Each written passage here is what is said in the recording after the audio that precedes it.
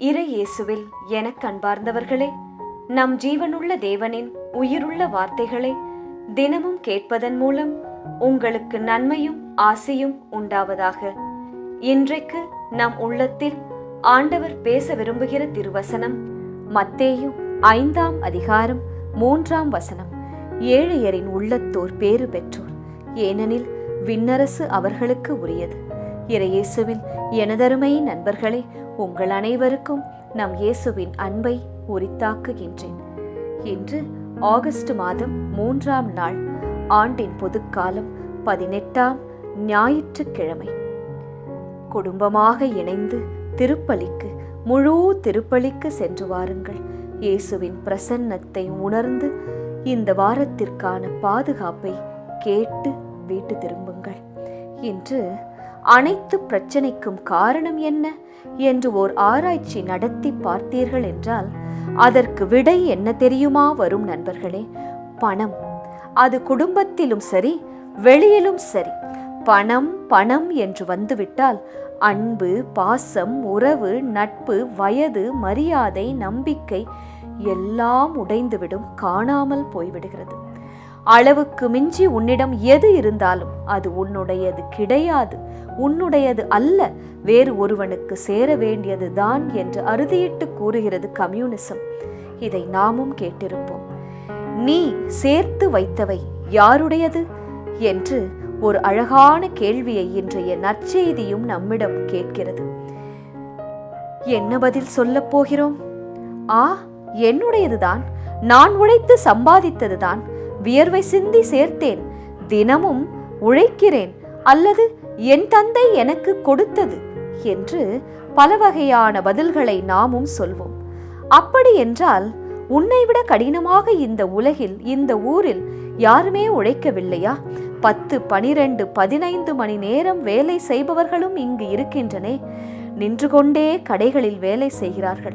பக்கத்தில் சென்றாலே நாற்றம் என்று மூக்கை மூடிக்கொள்ளும் வேலையையும் செய்கிறார்கள். அப்படியான வேலை செய்கிறார்கள், கடினமாக பாடுபடுகிறார்கள், சேற்றில் இறங்கி வேலை செய்கிறார்கள். அவர்களிடம் இந்த பணம் இல்லையே, அதற்கு என்ன காரணம் என்றாவது நாம் சிந்தித்ததுண்டா நண்பர்களே?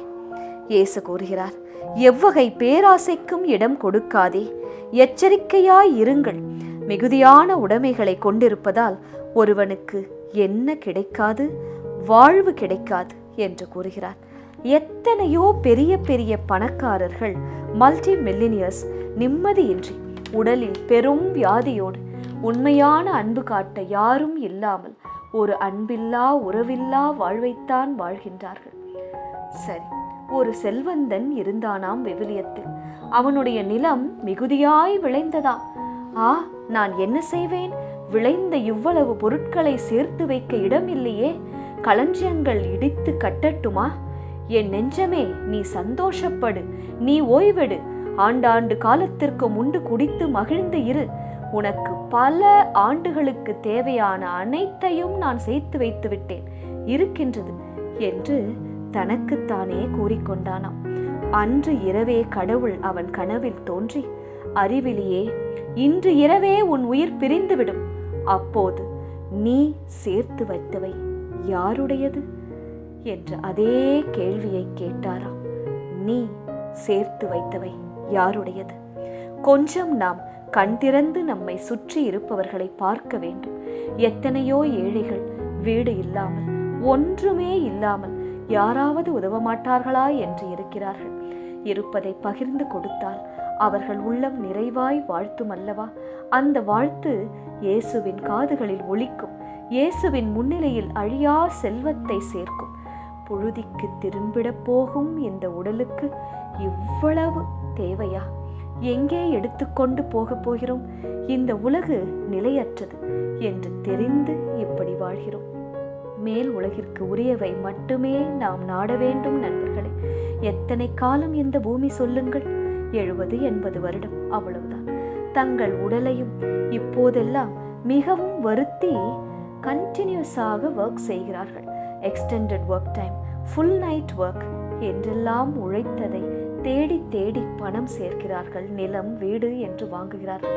கடைசியில் ரெஸ்ட் எடுக்காததால், ப்ராப்பர் ரிலாக்ஸேஷன் இல்லாததால் நோய் வருகிறது. குடும்பத்தில் சமாதானமற்ற நிலை, relaxed life, contented life, decent job with a decent salary, prayerful time, peaceful mind, இவைத்தான் பெரிய சொத்து நண்பர்களே, பணம் அல்ல. அதை புரிந்து கொள்ள இன்றைய நாளில் இயேசு நம்மை அழைக்கிறார். முயற்சி செய்வோம். ஜெபிக்கலாமா? இயேசுவே, ஏழையரின் உள்ளத்தோர் பேறு பெற்றோர், ஏனெனில் விண்ணரசு அவர்களுக்கு உரியது என்று இன்றைய நாளில் எங்களோடு பேசினீரே. எங்களுக்கு மிகுதியாய் தேவையில்லாமல் எங்களுக்கு இருப்பதை நாங்கள் பிறரோடு பகிர்ந்து கொள்ள எங்களுக்கு பகிரும் மனதை தாரும். எங்களை சுற்றி உள்ளவர்களை எந்த ஒரு பகட்டுக்காகவும் உதவி செய்யாமல், யாருக்கும் தெரியாமல் அவர்களுக்கு எங்களால் முடிந்த உதவிகளை செய்து அவர்கள் வாழ்விற்கு ஒளியூட்ட, படிப்புக்கு உதவி செய்ய, உணவு கொடுக்க, ட்ரெஸ் கொடுக்க, இப்படியாக சின்ன சின்ன உதவிகளை செய்து உமது கண்முன் நாங்கள் நல்லதொரு வாழ்க்கையை வாழ எங்களுக்கு உதவும் இயேசுவே. ஆமேன். இயேசு கிறிஸ்துவின் பெரிதான நாமத்தின் நிமித்தம் ஜெபிக்கிறோம். ஆமேன். ஒவ்வொரு நாளும் உங்கள் உள்ளத்தில் ஆண்டவர் பேச விரும்புகிற இறை வார்த்தையை தெரிந்து கொள்ள ரோசரி பிரேயர்ஸ் சேனலை சப்ஸ்கிரைப் செய்யுங்கள். மேலும் உங்கள் நண்பர்கள் மற்றும் உறவினர்களுடன் ஷேர் செய்யுங்கள். நன்றி.